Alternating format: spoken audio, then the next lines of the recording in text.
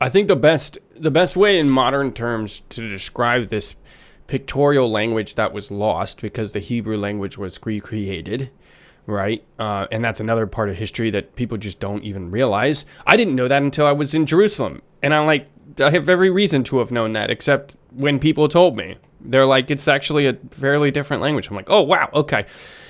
Best modern day example of that I was with you when I came up with was if you watch all the Pixar movies and all the Disney movies, how they reference each other constantly. So, for example, probably one of the most easily known and indisputable ones is Nemo.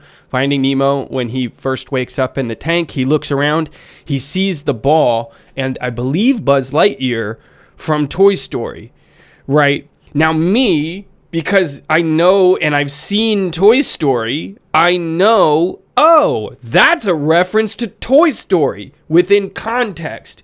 But if I've never seen Toy Story, that's just a toy for kids in the dentist's office that Nemo has found.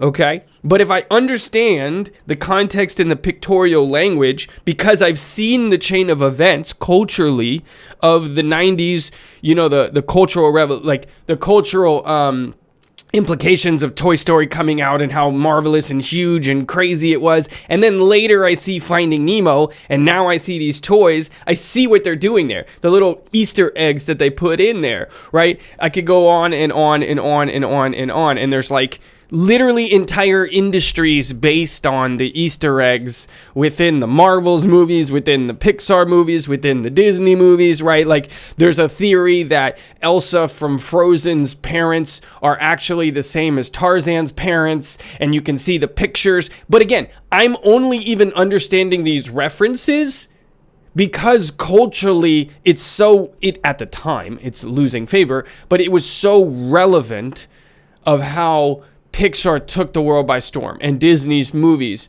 have influenced things, but they're all linked together and there's references happening throughout them. This is exactly how it is with Revelations and all of these references, which seem like normal toys in the end, right, of the room, but they're actual biblical references quite blatantly. And I think the point here is that the people living back then would have known those references immediately. They wouldn't need explanation to know that ball is from Toy Story, that Buzz Lightyear is from Toy Story, right? They would immediately have gone, oh, that's what Jesus was saying, right? Where did this knowledge of this pictorial language go? So, like, why? Was it lost when the language and culture and everything was disbanded? Because they didn't speak Hebrew for a very long time. They spoke Yiddish, right? So what happened with this, like this understanding, this knowledge? Where did it go?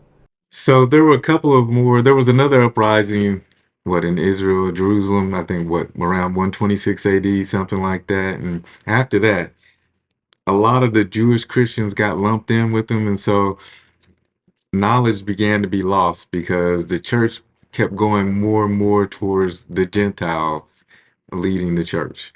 And the knowledge of all of the Tanakh imagery was being lost as that happened. And then as time went on, I mean, let's face it, nobody understood the Jewish language and the imagery that was there. And so for the last couple of thousand years, I mean, they're bringing it back now with this new perspective on Paul. People are starting to see that, New perspective on Paul? What do you mean? yeah, they're starting to see that Paul is referencing a lot of Jewish things, and that although he's taken up for the Gentiles, Paul was still very Jewish. One of the things we don't realize is that from 30 to 70, the Jewish people still had to keep the law. That's why in Acts 21, Paul has to make this sacrifice, and James is talking about how zealous he's been. Everyone will see that you're still zealous for the law. Now, Paul was very zealous for the law when it came to Jewish people. He had Timothy circumcised, but he didn't do that for Titus. So when it came to Jews and Gentiles, Paul was very clear. Jews, we still got to follow the law, but we understand that we're under Christ's law.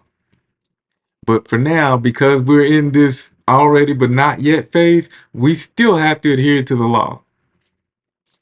But as Peter, it's either Peter or James, I think it's Peter, says in Acts 15, that we will be saved just as they are. So he understands that there's a time coming when all the law will not apply to us anymore, and that everything has found its fulfillment through Christ. What's going on, guys? If you like that clip right there, you will love the full interview. You can check that out right there. I'll see you on the next video. Oh, and subscribe, because we got a lot of big things coming up in the near future.